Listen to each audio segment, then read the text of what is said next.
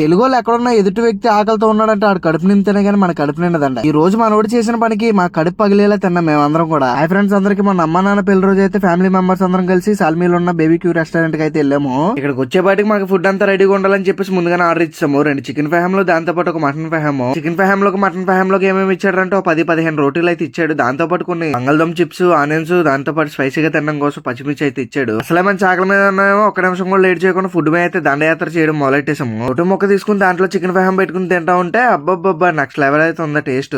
So starters అంతా complete చేసి 3 mutton biryani full అయితే చెప్పాము. ఇంక ఈ మటన్ బిర్యానీ విషయానికి వస్తే ఈ రెస్టారెంట్ లో వర్క్ చేస్తున్న మన తెలుగన్న దగ్గరుండి మన కోసం ప్రేమతో అయితే చేపించాడంట.